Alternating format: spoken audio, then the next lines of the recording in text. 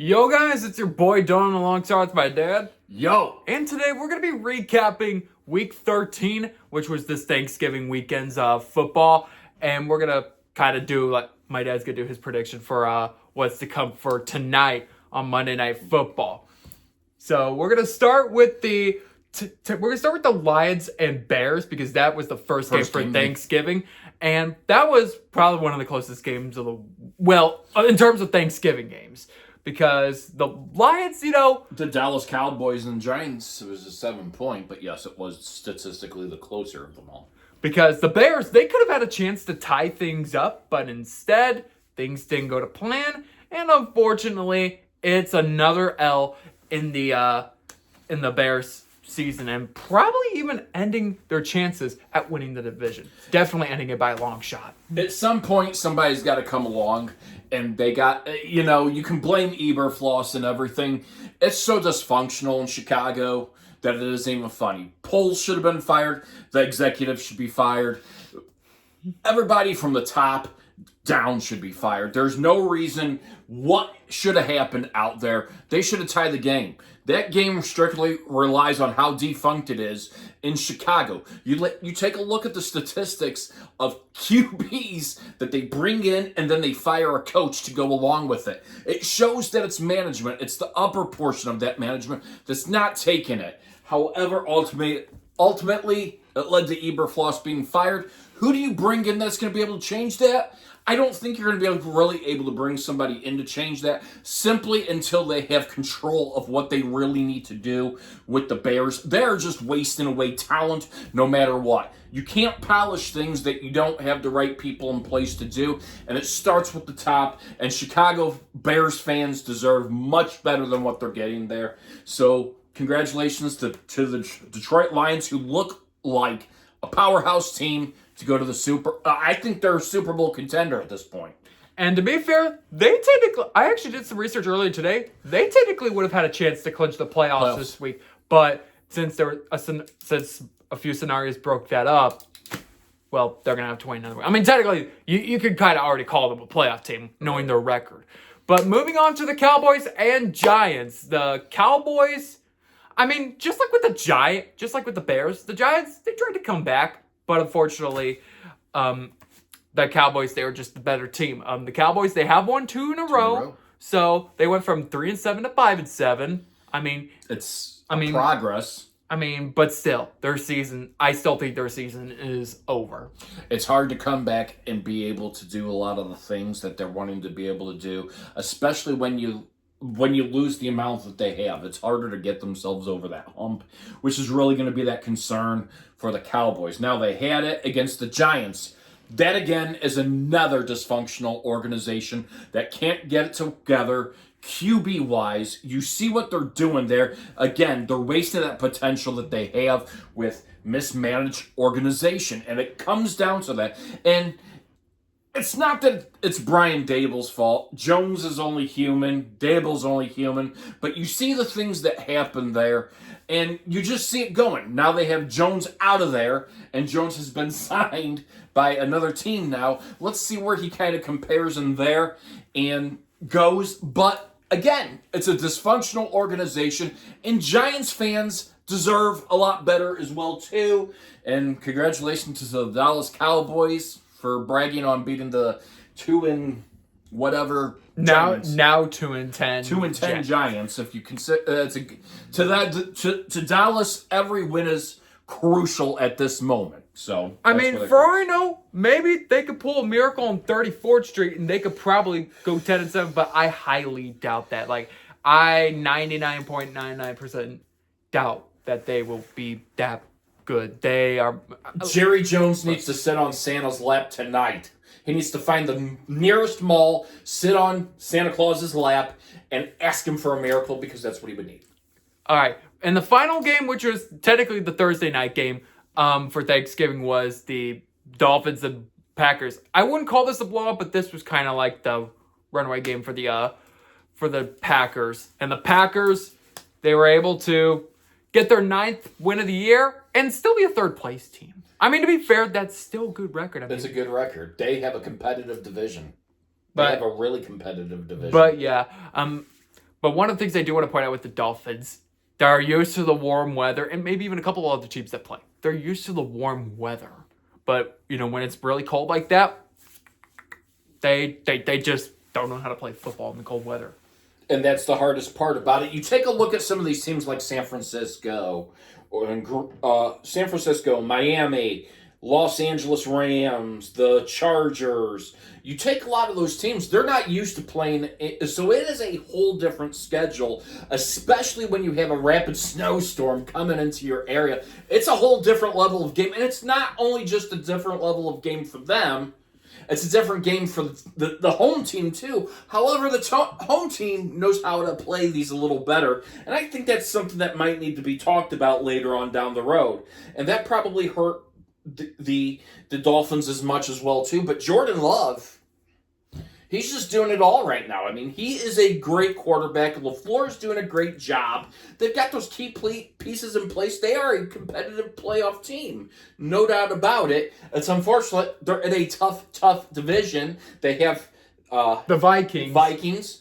And then they have the 11-1 Detroit Lions. So that is a division that is stacked either upon the Lions or the Vikings right now. And even the Lions are still not clinched in there yet, simply because they have the Vikings chasing their tail.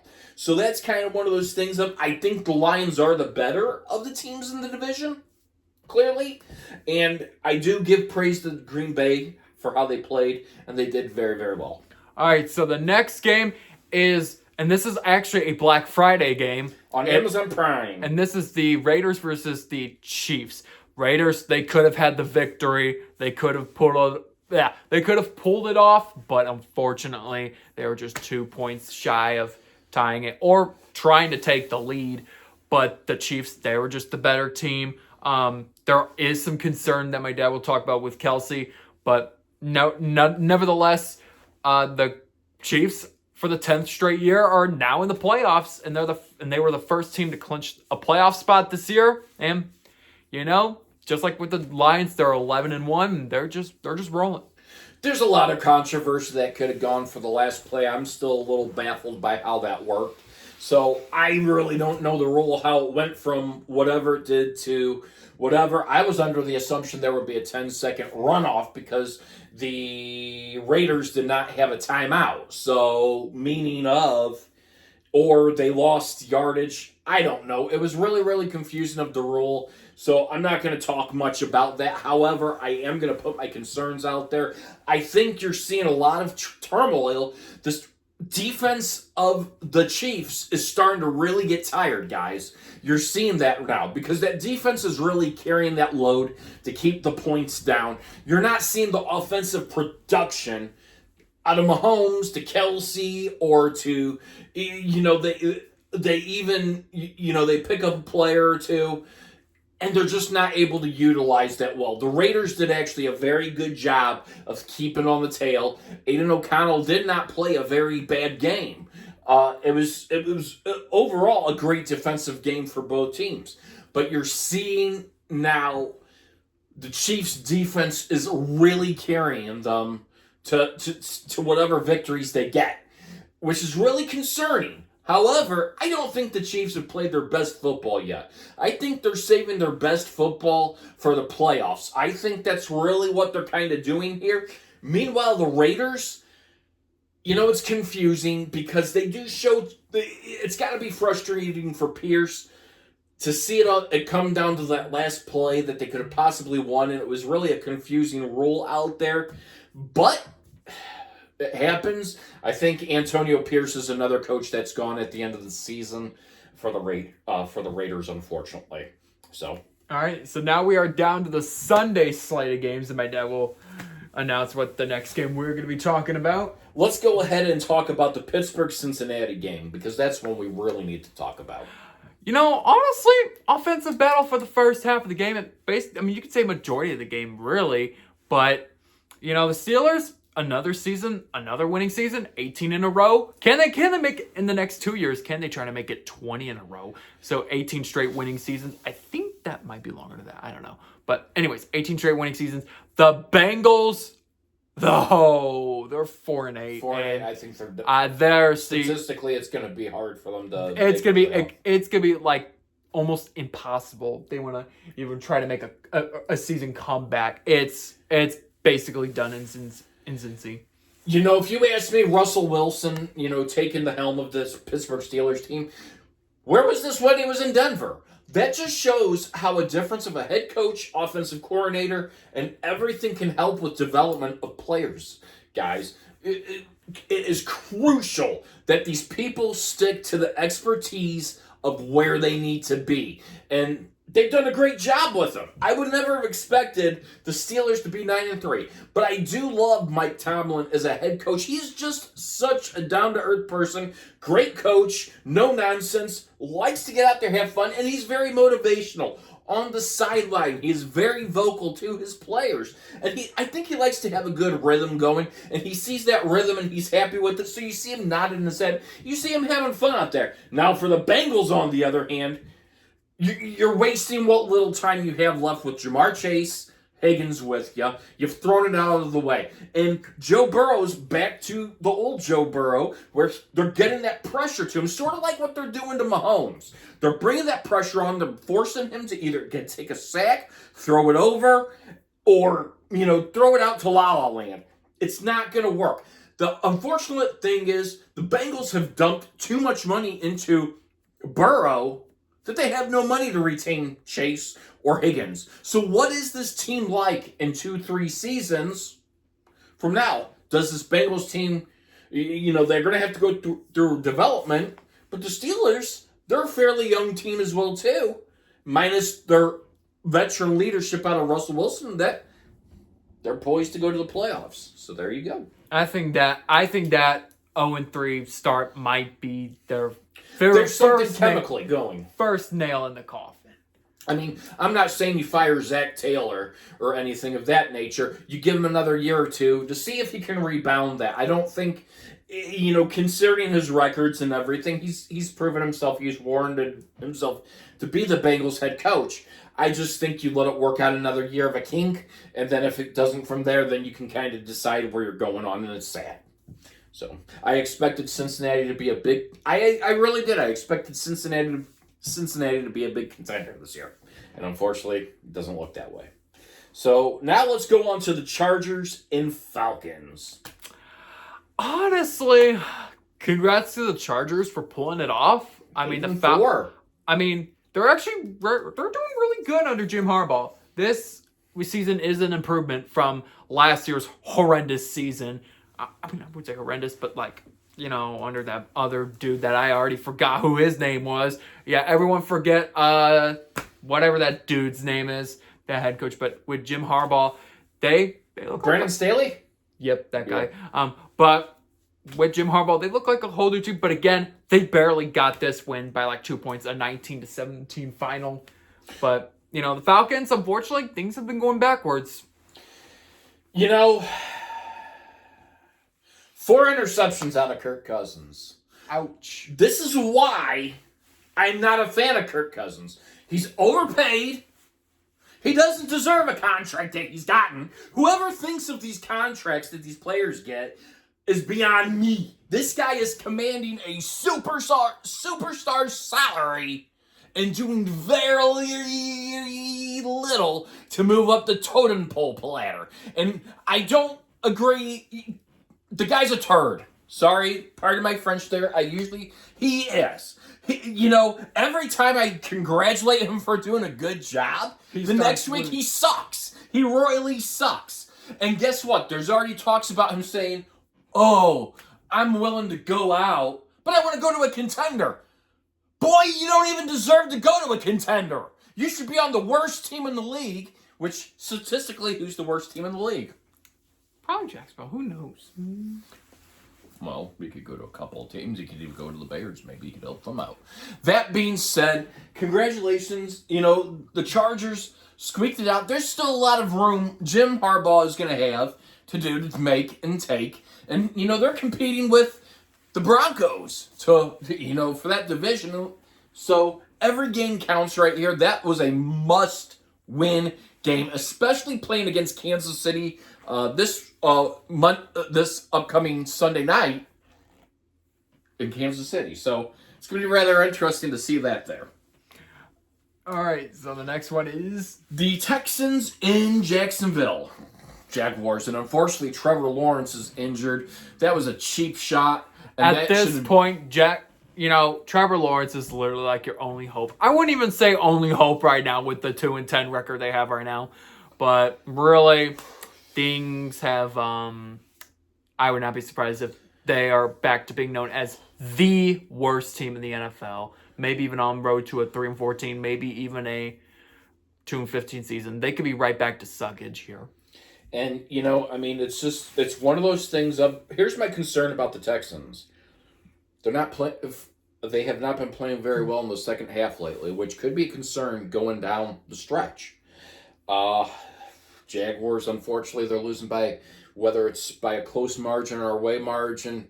They've got a lot of things they're going to have to focus on. I don't think Doug Peterson escapes this year.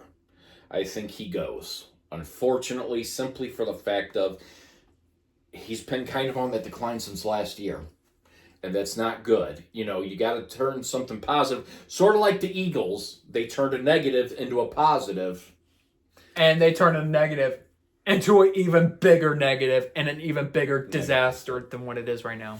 And so that's why, the Texans squeaked it out. Next game, the Cardinals versus the Vikings. Cardinals, unfortunately, were kind of like the Falcons. They blow leads. And they easily blow a lead. Sorry for the ad, and hopefully YouTube don't take this out. But anyways, It won't. The Cardinals, they had a lead. But unfortunately they blew it, and they lost by 1 point, ultimately resulting the Vikings to be a 10-2 team than what they are right now.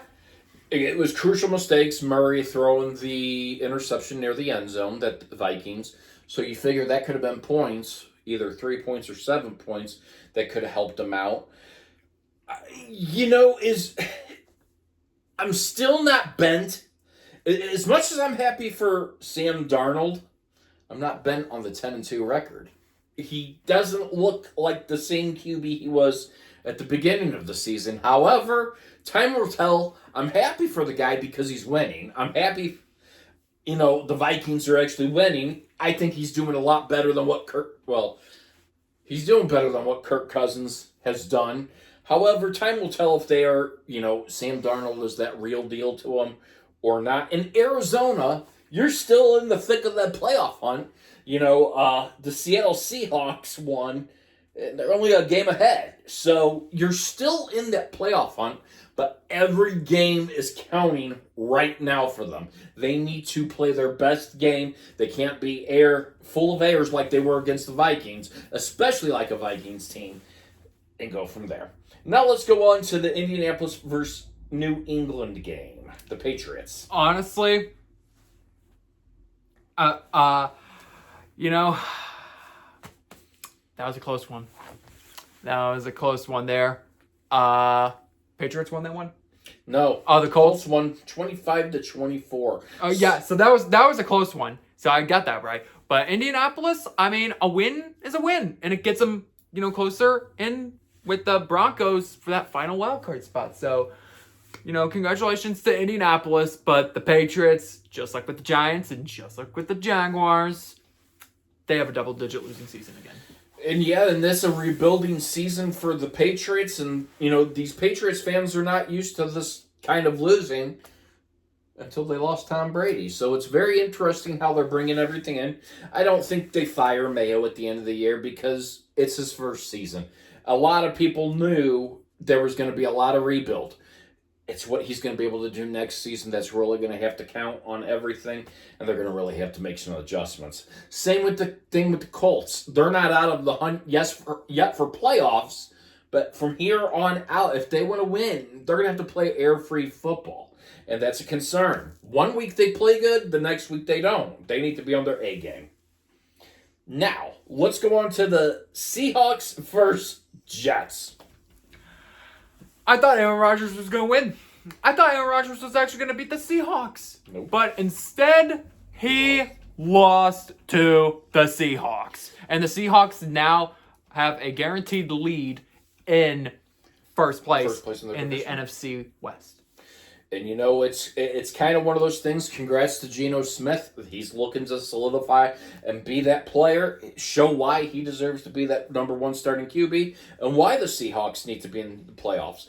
Aaron Rodgers is having statistically one of his worst years ever. And I'll tell you what, that whole team is a mismanagement. And I'm sorry. It starts with the owner, Woody Johnson. And I'm going to call you out, Woody Johnson, on this. When you listen to Aaron Rodgers and Aaron Rodgers says, I want this, and it fails. Well, guess what? You have a problem. You listen to a guy that is stuck up, and I don't care. I do not consider Aaron Rodgers a team player. Sure, he took a little bit of responsibility yesterday, but he's the guy that throws it on everybody else. He gets turmoil and he dumps it on everybody else instead of having that leadership role, and that's what distinguishes him differently from anything else. He wants to play next year. I say let him sit. You're paying him, just let him sit. You know, as much as he's making, let him sit. Let somebody else go in there. You know you're going to get a new head coach. You need a head coach that's going to be able to bring in who they need to underneath them and not try to turn them into refurbished of the Green Bay Packers. And, you know, again, Jets fans deserve better. They obviously do. Like, you know, what thought Aaron Rodgers could have been the guy has now turned into this dumpster fire. And it's really sad. And here we go now, next to the Titans and Commanders. Titans and Commanders, you know, the Commanders, they had a really good lead. They were blowing them out until the Titans, they decided to start coming back. But the Commanders were able to edge out a win and get finally back on the winning side. And, you know, they're now 8-5, still in that hunt for the playoffs. The Commanders are in the hunt. Congratulations. Get them back on track. That was something that they needed. The Titans, they're just a sinking ship. And there's not really much to say. There's a lot of work they still need to do. So let's go on to Tampa Bay and the Panthers. The Bucks get a win 26-23. I thought the Panthers were going to take home a win. I thought they were going to win. But the Buccaneers, they were able to pull off a win. And they're basically back in the division race. Unfortunately, the Panthers have fallen to 3-9, but the Buccaneers, after back-to-back wins, they're back in the division race. They're now tied with the Falcons with a 6-6 record. So I would like to continue seeing some further improvement by the Buccaneers and maybe edge out the division again. Yeah, that's what I would like to see. Very good point there. I would like to see the Bucs also, you know, clear out, win that division. The Panthers, unfortunately, and they're not losing by a wide margin. So they're fixing up some stuff here. They really are. They're playing. Time will tell if they're going to get better or worse, whatever. You know, this is the second week in a row they lost by very, very little. By 3 points. Mm-hmm. Correct, because the Chiefs beat them the week before by 3. Yeah. And now the Bucs beat them by 3. So they're working whatever kinks out. Still a lot of work to do. So, you know, I commend them for actually playing a little bit better here the second half of the season. But time will tell if that leads into next year. And, you know, they do better. But the Buccaneers, I'm hoping Baker Mayfield can get his team to the playoffs. They really do deserve it. Now on to the Rams and Saints. Another game where I thought a bad team was going to win, but the Rams, they were able to take home that win and to keep them alive in the division race, along with the Cardinals and Seahawks in that division race for the NFC West. Yeah, and let's point something out here as well, too. The Chiefs had Valdez-Scantling on their team. He scored 3 touchdowns all year last year. This year alone, in the month of November, Valdez-Scantling for the Saints had 4 touchdowns. That's crucial. In the month of November, he had 4 TDs. That's impressive. That's impressive. And then he had the one TD yesterday, which would have been December 1st. So this guy he's racking up. So it's good that he's getting the yardage, but where one team he works better with than another. And again, Carr, since they fired their head coach, their interim head coach, they had won their games. Unfortunately, he gets a loss to Matthew Stafford, unfortunately. Again, it was a game where, the Rams just played a little bit better and excelled better and beat them. And that's really where that sits. And then, again, that's a tough division still and everything. Anybody's division between the 49ers, Rams, the Cardinals, and who else? The Seahawks. Mm-hmm. It's still anybody's division, even though the Seahawks have the lead there. Now let's go on to Philadelphia and the Baltimore Ravens. Again, another one of those games where the Ravens, they had the lead, but it's another one of those games where the Ravens had the lead, but the Eagles, they've just been rolling and they found a way to win again. So the Eagles, they continue to lead the NFC East, but the Ravens, technically this will kind of be a decline for the Ravens this year, but there's still 5 weeks left to go. Anything can happen with the Ravens, but something to watch for Ravens fans. The Eagles ever since, and they posted an interesting article, ever since Nick Sirianni shaved his head, they've been on a win streak. And ever since, so he built that team momentum. This is what and it has nothing to do with the shaved head or anything, guys. It has to deal with his ability and how he coaches, getting his team hyped up. Him arguing with the fans was simply the momentum drive to get Philadelphia back into this game. I think that's what it is. And they're showing it. They look like a Super Bowl caliber team, too. If anybody meets up in the NFC Championship, if I put something on that right now, if I had to sit down and say, hey, the two teams in the NFC Championship, you're looking at the Lions and you're looking at the Eagles, no doubt. Those are the two teams in the NFC Championship right now, I think. They give the biggest logical explanation. The power, they're the teams driving it. And then the Ravens, they're not playing bad ball. It's just that they're not able to get there. And it is a little bit of a concern because, a lot of people thought last year was Lamar Jackson's year because they were unstoppable. And unfortunately, they're kind of in this turmoil where they can't get there. And it's their fifth loss. It is concerning, but it's not concerning for Baltimore as they're still poised to be able to get into a playoff spot. But now it just really decreases their seeding chance. So that's a concern for me as well, too. However, again, like you said, 5 more weeks of football. Anything could change. Good luck. I like both teams. I cannot wait to see how the finishing is for both the Eagles and the Ravens. Now let's get on to Sunday Night Football, which was an absolute disaster. Absolute. Between the 49ers and the Buffalo Bills. It was a fun time for Buffalo. They officially clinched the AFC East division, so they were the second team to clinch the playoffs. But on the other hand, I can't say the same for the 49ers. I feel bad for 49ers fans, honestly. And they have a lot of injuries. They just have injuries. And that's what's really... That's what's hurting That's the biggest setback of 2024-25 because Trent Williams injured. I believe you said earlier... Christian McCaffrey's back to the IR. He's on the injured reserve for the rest of the year. That is going to hurt the 49ers.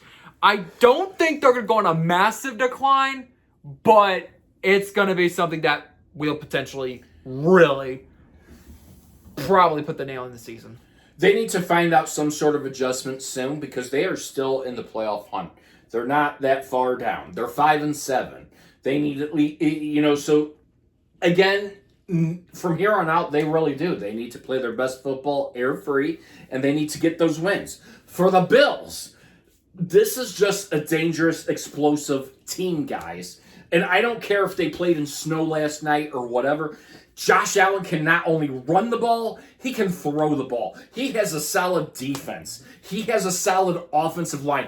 They pulled out Sean McDermott, pulled out the trickery bag with the one handoff back to Josh Allen And last night. technically, he got a receiving. He got a receiving touchdown. And this, he made history last He made night. history with it. They were out there having fun. They were making snow angels. Okay, to be fair, as much as whatever, again, statistically, the disadvantage was the 49ers. They were probably shivering cold after that game and wanted to get the heck out of there. That was probably one of the fastest games I've watched played on Sunday Night Football, just with how, they were spanking them out there. But to be fair, and I'm going to give all the credit to Buffalo, they are one of the hottest teams out there. They are the hottest team in the AFC right now. I don't care what anybody says. In the AFC, they are the hottest team. They are over the Chiefs right now. The Chiefs, in order to beat the Bills, are going to have to play 100% better. And you better hope that you have home field possession against the Bills. Because if you do not, the Chiefs are going to probably most likely lose to the Bills. I see these two teams meeting up in the AFC Championship game, whether it's played in Kansas City or in Buffalo. Statistically, each team has their better chance in each of their home stadiums, of course. But right now, the Buffalo Bills are the team to beat. They are the best in the AFC, no doubt about, in my mind, and kudos to them. And is it their year to maybe get a win in the Super Bowl? Time will tell. I still think the Chiefs need to lose 1 to 2 more. And I think the Bills need to lose 1 or 2 more. Just to get, and hear me out here. There's still kinks that you can figure out there. It would be bad for and here's how I look at it as, you say, yeah, they have to win here out, whatever, motivational or whatever. Good teams only find out their strength if they lose a game. So they need to lose the Bills need to lose another game. The Chiefs need to lose another game for their own good. It's not that, I don't like hearing, people say, oh, well, yeah, they need to go undefeated here. No, you don't need to go undefeated in a season. That's how you lose it. Because your confidence is all there, but you still have those delays that teams are going to eventually fall and carry out into the playoffs. So the Bills need to lose 1 more, and the Chiefs need to at least lose 1 more as well, too, is what I think. But the Bills are the team to beat right now. If you sat down with me and you said, hey, Brett, who do you think's the better team between those two teams? Right now, I would smack right there and say, the Buffalo Bills. They look better out there. They look dangerous. And they have a lot of potential to unleash. And McDermott is not afraid to utilize it. And Josh Allen's just too hard to contain. He is just unstoppable. Even when you're trying to tackle the guy can still run. Genius. They've got a great QB. I'm happy for him. I love Buffalo Bills. In fact, there was a time in the 90s I was a fan of the Buffalo Bills. I actually cheered for them for 4 straight years to win the Super Bowl back in the 90s. And unfortunately, every year they lost. That was when the Dallas Cowboys and the Pittsburgh Steelers ruled. And unfortunately, those days of Jerry Jones have gone past, and the Steelers are trying to get back there. But anyway, that's how I feel about that. Let's go on to tonight's game between the Browns and the Broncos. The two teams with the B's. One's a Bronco. It is going to be in Denver. It is going to be frigid cold tonight, I believe. -6.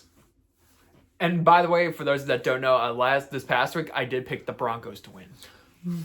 I think it's the advantage to the Broncos. Just remember that air. A lot of people with field goals, we're seeing a lot more field goals missed. Remember when it's colder, the air's more dense, it's harder to get that ball to the leverage. We saw a lot of kicks that were missed. Justin Tucker missed a whole bunch of kicks. This is something we're not used to out of Justin Tucker. Usually he's money. but we're also playing a little bit colder of football as well, too, to teams, to be fair.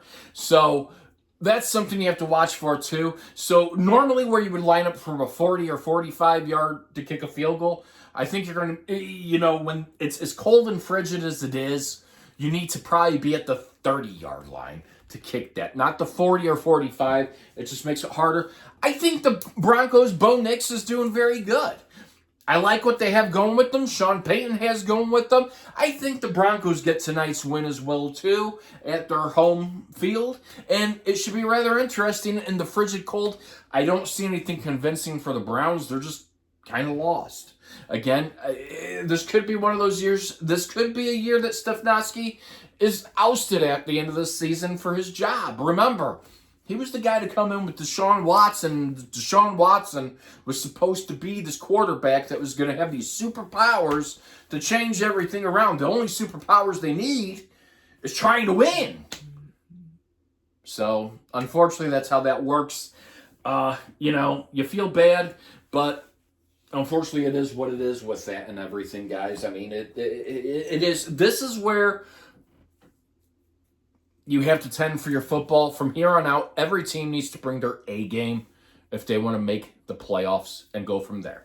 So my question is, if it came down to the AFC Championship and the NFC Championship, who would you have in it right now? I mean, it would have to be, the Chiefs and the Bills, honestly. Okay.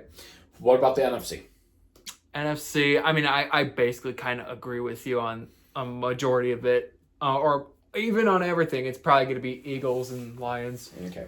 Yes, so that's what I look at as well, too. If the season was to end today, I would say the Lions and the Eagles meet in the AFC Championship, and the Chiefs and Bills are in the NFC Championship for Eagles and the Eagles and Lions, and then AFC Championship for the Bills and Chiefs. I would see that. We still have plenty of football left, curveballs to come. A lot of these teams, though, you really need to get better out here. I think we're going to have a shakeup. This has probably been one of the best years in football, just because teams that we didn't see that were really out there are now making that push to get out there and make it a little further. We're seeing the Texans go a little bit further with things, which is good to see. They weren't a one and done, and, last year was a fluke or whatever, kind of going from there. So we're seeing the Texans finally get back out there, but there's still plenty of football left, and I think after this season, we're going to see a big change in the NFL, especially in the head coaching changes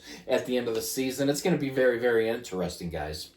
Alright, so that'll do it for today's video. If you guys want to see more content like this, then please smash the subscribe button, smash the like button, comment if you want to see something else. Subscribe as we're inching closer to 1,000 subscribers. Until then, I will see you guys in the next video.